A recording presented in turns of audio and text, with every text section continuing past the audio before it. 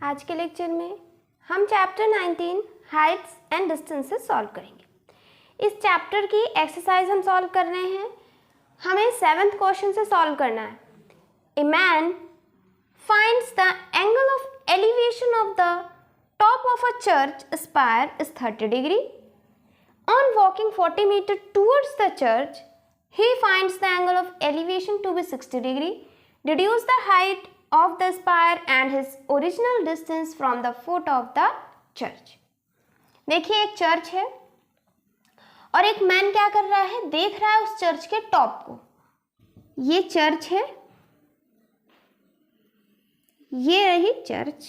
पहले हम बेस बना लेते हैं। ये बेस है और ये चर्च है। जो चर्च का टॉप होता है उसे कहते हैं स्पायर। क्या कहते हैं? स्पायर यानी शिखर, टॉप पार्ट हो गया। ए man finds the angle of elevation of the top of a church is 30 degree. अब देखिए एक मैन यहाँ पर है, ये मैन है यहाँ पर। ये क्या कर रहा है, इस चर्च के टॉप को देख रहा है। क्या कर रहा है? इस चर्च के टॉप को देख रहा है।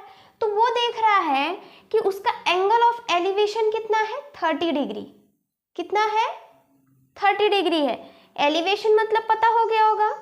एलिवेशन बहुत से क्वेश्चन सॉल्व किए हैं ना, समझ में आ गया होगा। अब एलिवेशन ये रहा हमारा ऑब्जेक्ट, टॉप को देख रहा है। तो ये ऑब्जेक्ट हो गया और इससे ये क्या हो गई, हॉरिजेंटल। हॉरिजेंटल यानी जैसे हम हैं और हमारे बिल्कुल स्ट्रेट हमारा हॉरिजेंटल हो जाएगा। अब इस हॉरिजेंटल से जितना हम ऊपर देखेंगे वो एंगल ऑफ एलिवेशन, और जितना हम इस हॉरिजेंटल से नीचे देखेंगे वो एंगल ऑफ डिप्रेशन होगा। तो ये यहाँ पर मैन है, ये क्या कर रहा है, टॉप को देख रहा है और उसका ये एंगल ऑफ एलिवेशन कितना है, 30 डिग्री है। कितना है? 30 डिग्री। और ग्राउंड से ये चर्च 90 डिग्री पर बना होगा। 90 डिग्री पर ही तो होगा ना। ये चीज समझ में आया? अब देखिए यहाँ पर आगे on walking 40 metre toward the church. अब ये मैन क्या कर रहा है, पहले यहाँ से देख रहा था, फिर 40 मीटर और आगे गया। टूवर्ड्स द चर्च मतलब टूवर्ड्स यानी चर्च की तरफ जा रहा है। ये यहाँ पर था, चर्च की तरफ गया यानी यहाँ तक पहुँच गया। यहाँ पर पहुँचने के बाद क्या कर रहा है, अब वो देख रहा है he finds the angle of elevation to be 60 degree. अब ये क्या कह रहा है, यहाँ से उसने स्टार्ट किया चलना और कितना चला, 40 मीटर। 40 मीटर तक चला और यहाँ तक पहुँच गया। यहाँ पहुँचने के बाद फिर वो टॉप को देख रहा है। तो ये हो गया लाइन ऑफ साइट, ये हो गई लाइन ऑफ साइट। ये यहाँ पर हो गया। अब यहाँ 40 मीटर आने के बाद जब वो टॉप को देख रहा है तब उसका एंगल ऑफ एलिवेशन कितना है, 60 डिग्री है। कितना है? 60 डिग्री हो गया। ये चीजें समझ में आई यहाँ पर। अब क्या करना है, रिड्यूस द यानी फाइंड करना है, find the height of spire. इस स्पायर की हाइट यानी ये वाली लेंथ फाइंड करनी है। And his original distance from the foot of the church, from the foot of the church यानी इस चर्च से जहां वो पहले खड़ा था उसके बीच का डिस्टेंस कितना है, ये हमें निकालना है। बहुत सिंपल है। अगर एक एंगल और एक कोई साइड की यहाँ पर डिस्टेंस दी हुई है तो बाकी साइड्स हम निकाल सकते हैं। अब देखिएगा ध्यान से, हम यहाँ पर क्या करते हैं, यहाँ से यहाँ तक को हम ले लेते हैं x। क्या ले लेते हैं? x ले लेते हैं। ठीक है। अब ये 90 है, ये 90 है और इसको हम बनाएं, ये ट्रायंगल यहाँ पर ये 60 डिग्री, ये 90। तो 90 के सामने होता है हाइपोटेन्यूज। ये हो गया।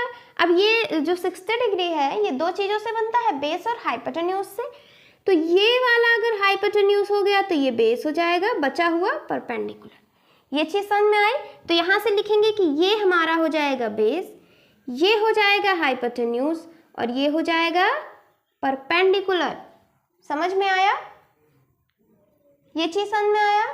अब यहाँ पर हम लिखते हैं, पहले हमें क्या लगाना है, साइन लगाना है। तो साइन 60 है, साइन 60 डिग्री लिख लेंगे।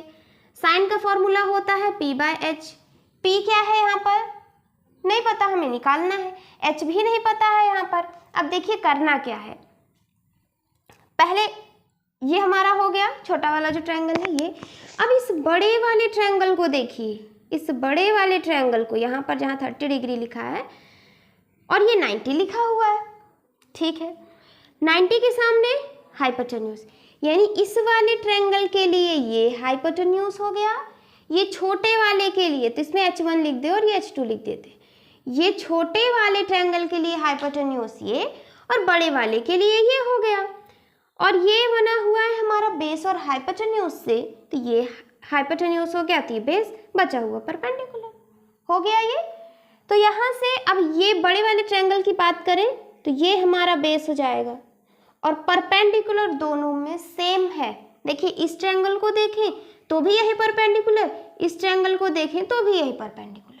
ये चीज़ समझ में आई, दोनों जगह परपेंडिकुलर क्या है, कॉमन है, ठीक है। यहाँ पर H2 लिख लेते हैं, यहाँ H1, यहाँ B1, यहाँ B2, इसलिए डिफरेंस समझ में आएगा कि बड़े वाले के लिए कौन सा है, छोटे वाले के लिए कौन सा है। ये चीज़ समझ में आ गया। अब देखिए यहाँ पर परपेंडिकुलर दोनों का सेम है, ठीक है, और ये लेंथ हमें पता नहीं है, सिर्फ हमें ये पता है।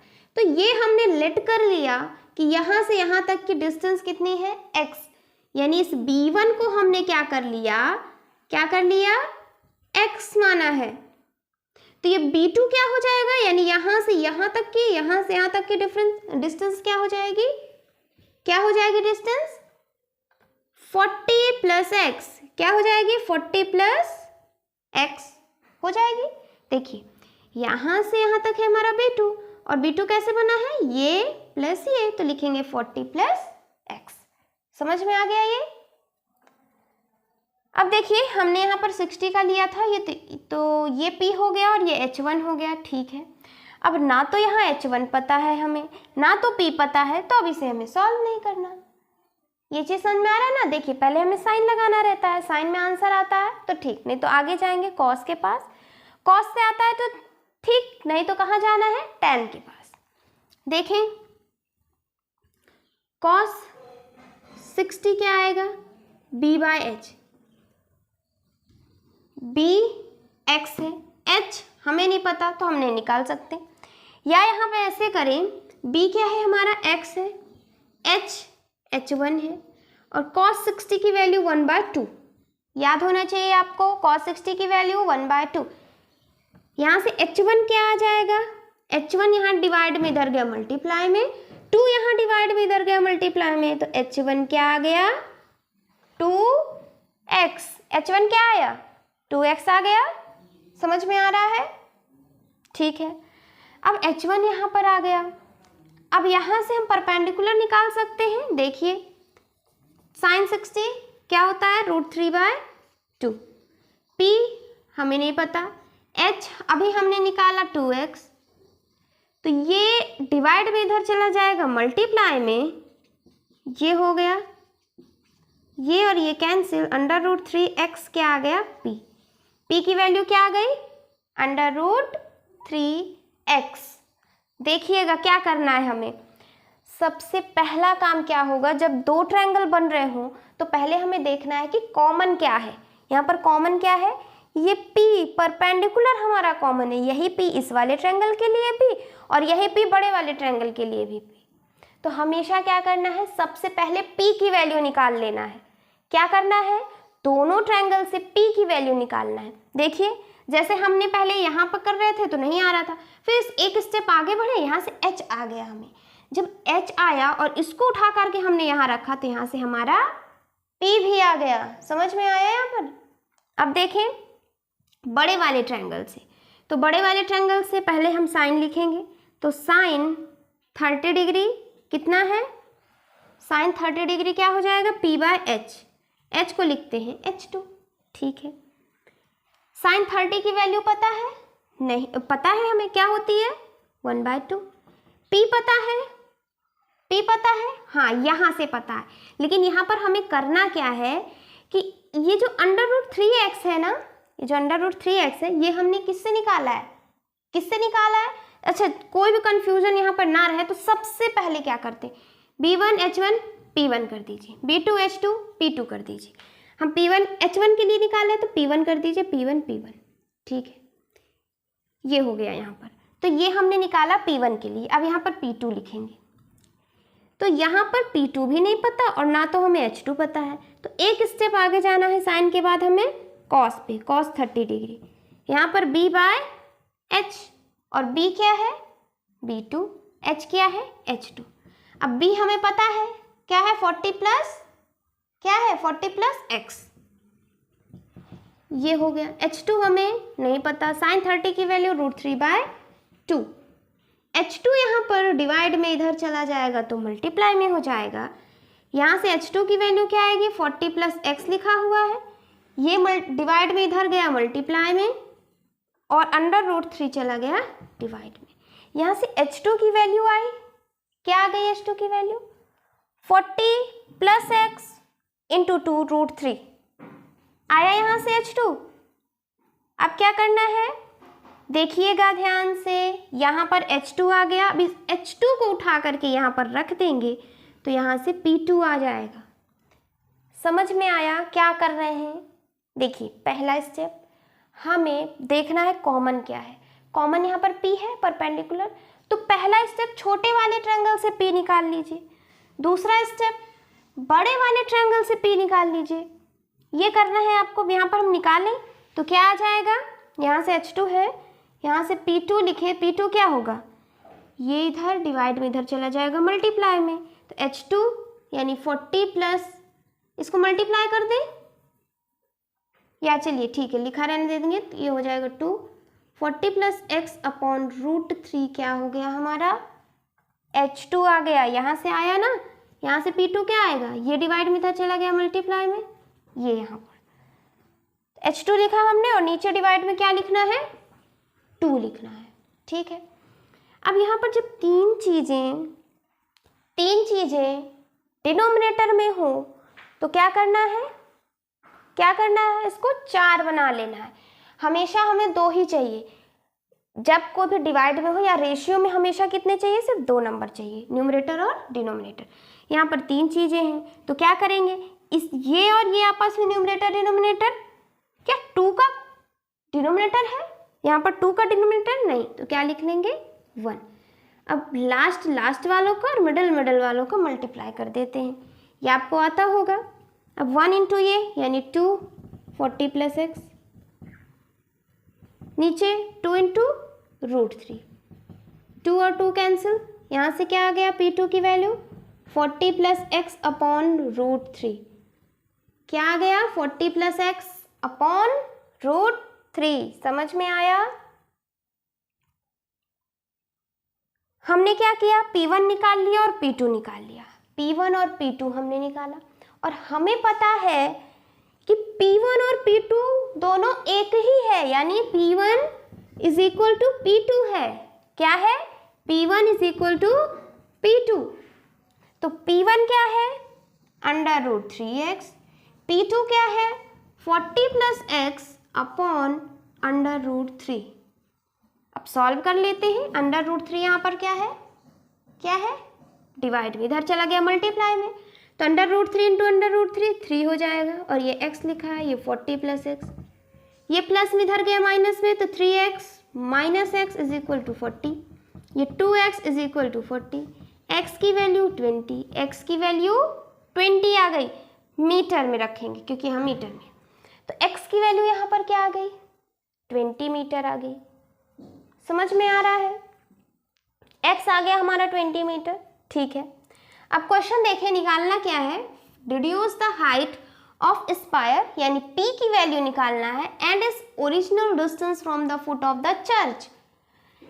चर्च से लेकर के जो यहाँ ओरिजिनल वो खड़ा था, ये चर्च से ओरिजिनल जो खड़ा था, इनके बीच की डिस्टेंस निकालनी है, और इनके बीच की डिस्टेंस कितना है, ये B2 यानी 40 प्लस x, 40 प्लस x।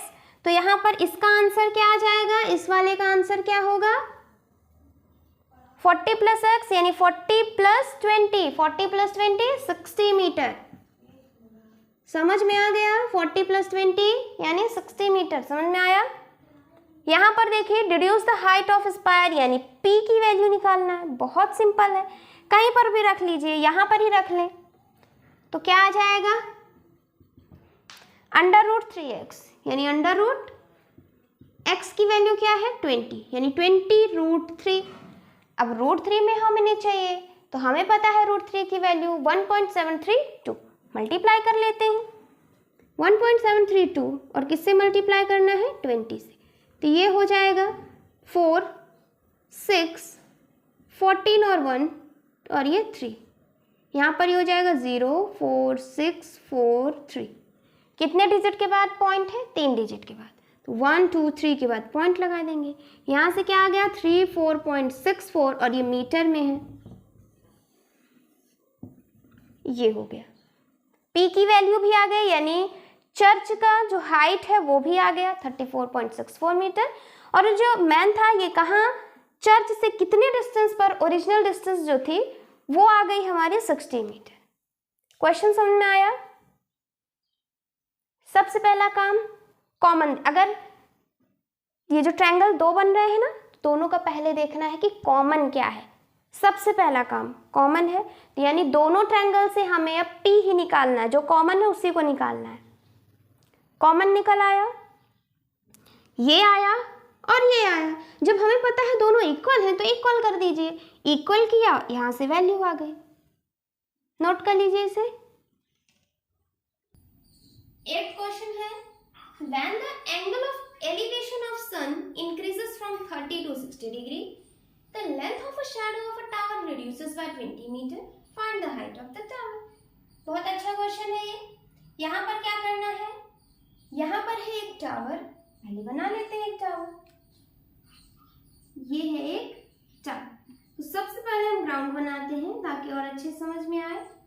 ये है एक टावर, ठीक है, ये रहा। अब इस टावर की क्या हो रही है, यहाँ पर सन है, यहाँ पर कहीं पर भी एक सन बना लीजिए। तो ये जो सन है, यहाँ पर टावर है, तो टावर की कुछ शैडो भी पड़ रही होगी। तो जैसे इसकी शैडो मान लीजिए यहाँ तक पड़ रही है, ये रही इसकी शैडो, ये टावर है और उसकी ये शैडो है, इसमें से बना है शैडो, ये इस टावर की शैडो, ठीक है। अब यहाँ पर कह रहा है when the angle of elevation of a sun increases from 30 to 60, अगर elevation of sun हम 30 से 60 करते हैं, अब यहाँ पर sun यहाँ पर है तो यहीं पर रहेगा, ठीक है। The length of a shadow of a tower reduces by 20 metre, ठीक है। पहले देखिए इस टावर की शैडो यहाँ तक पड़ रही थी, ठीक है। अब अगर इस शैडो की, इस टावर की शैडो को रिड्यूस कर देते हैं, कितना 20 मीटर, छोटा कर देते हैं। कितना छोटा कर रहे हैं 20 मीटर। पहले इतनी बड़ी थी शैडो इसकी, 20 मीटर रिड्यूस कर दें तो यहाँ पर थी पहले, अब इसको यहाँ से यहाँ तक की शैडो बची। समझ में आ रहा है क्वेश्चन। एक टावर, ये सन रहा और इस टावर की शैडो इतनी पड़ रही है पूरी यहाँ से यहाँ तक। फिर कह रहा है कि अगर 20 मीटर इसकी शैडो को रिड्यूस कर दें, यानी 20 मीटर रिड्यूस कर दें, अब शैडो कितनी रहे, इस टावर की शैडो इतनी बड़ी रही। ये चीज समझ में आया, शैडो समझ में आया। पहले इतनी बड़ी थी, इतनी बड़ी थी, फिर क्या किया 20 मीटर कम कर दिया गया, तो ये यहाँ से यहाँ आ गया, कम हो गया ना। कितना कम हुआ 20 मीटर, पहले इतना था, अब 20 मीटर कम, यानी यहाँ से 20 मीटर इधर आ जाए। समझ में आ गया। फिर यहाँ कह रहा है कि एंगल ऑफ एलिवेशन ऑफ सन, जब यहाँ पर शैडो पड़ रही थी तब सन को देखिए, तब सन को देखते हैं तो कितना है 30 डिग्री है, कितना 30 डिग्री। अब शैडो कम हो गई, शैडो कम हो गई, यहाँ से यहाँ तक की शैडो हो गई। अब सन को देख रहे हैं तो सन कहाँ पर है, कितने एंगल पे 60 डिग्री। क्वेश्चन आया समझ में। Sun angle of elevation of sun increases from 30 to 60। देखिए 30 था, अब कितना हो गया 60 हो गया, 30 टू 60।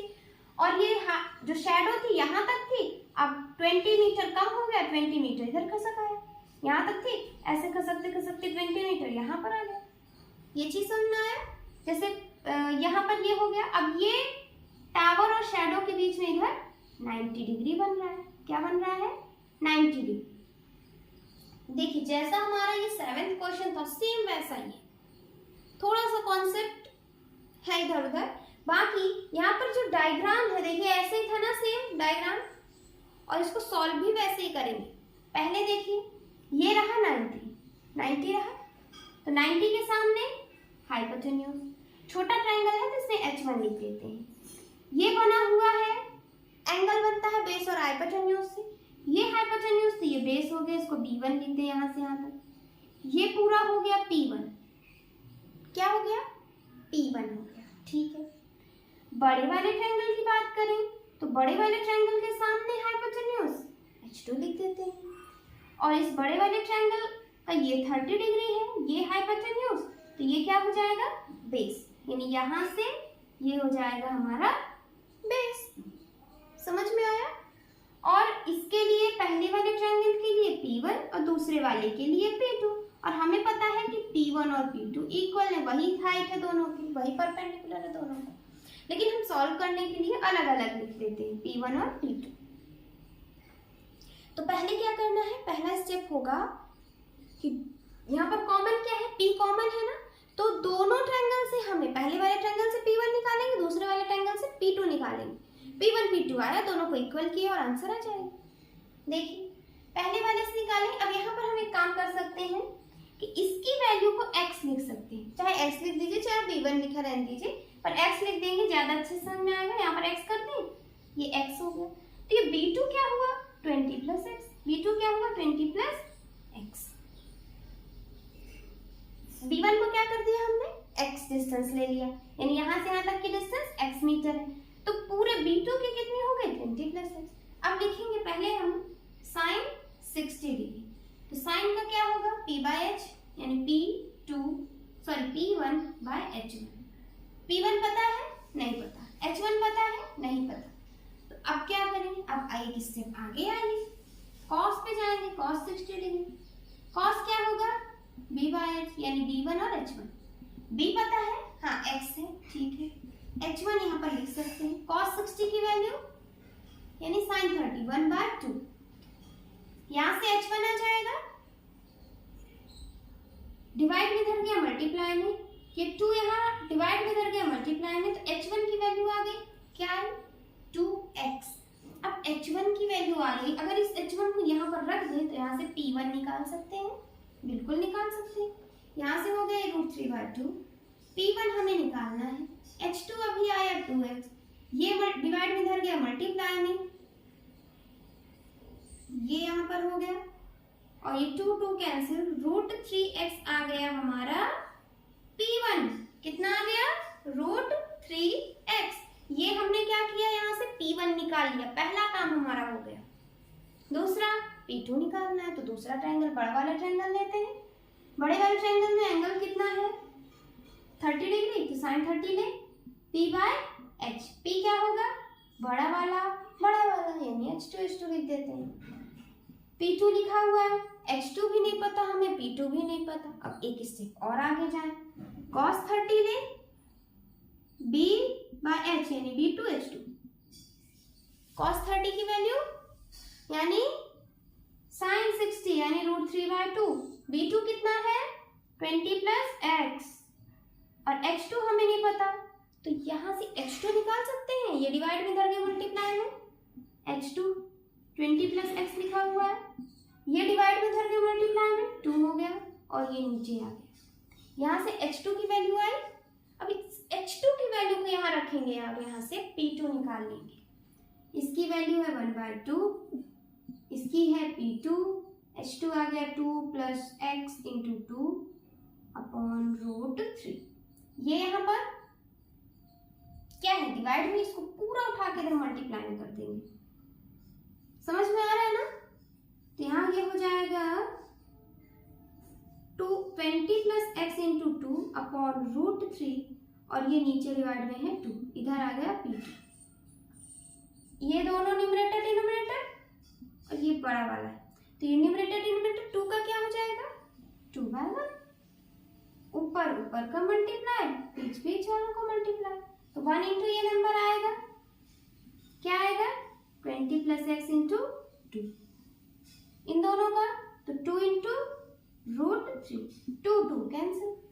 यहाँ से P2 की वैल्यू 20 प्लस एक्स अपॉन √3 क्या आया, P1 भी आ गया, P2 भी आ गया, P1 P2 आया। बहुत सिंपल हो गया हमारे लिए, निकाल सकते हैं क्योंकि P1 और P2 यहाँ से इक्वल है। P1 क्या है √3x, P2 क्या है 2 plus x, sorry 20 plus x upon √3। ये डिवाइड में इधर के मल्टीप्लाई में √3 इंटू √3 3 आ जाएगा, 3x 20 प्लस एक्स, ये प्लस में इधर गया माइनस में, x की वैल्यू 10 मीटर, x की वैल्यू मीटर में है, हाँ मीटर में, तो x की वैल्यू क्या आ गई 10 मीटर, ठीक है x आ गया। अब P1 हम निकाल सकते हैं, P1 देखिए रखिए यहाँ पर, तो √3 है, x की वैल्यू 10, ये हो गया, √3 की वैल्यू 1.732 इंटू 10 होगा, यानी एक पॉइंट आगे आ जाएगा, यहाँ पर था एक पॉइंट आगे, यानी 17 एक आगे गया, ये हो गया P की वैल्यू। परपेंडिकुलर कितना हो गया, यहाँ से हाइट कितनी हो गई टावर की 17.32 मीटर, ये हो गया हमारा आंसर। ये बहुत अच्छे क्वेश्चन है, 7th और 8th 2 बार 3 बार सॉल्व करिएगा, बहुत अच्छे क्वेश्चन है। समझ में आ रहा है या नहीं, समझ में आ रहा है ना, नोट कर लीजिए। और इस लेक्चर में अब हम 2 ही क्वेश्चन सॉल्व करेंगे, नेक्स्ट लेक्चर में हम इसके आगे के क्वेश्चन सॉल्व करेंगे। Thank you for watching this lecture.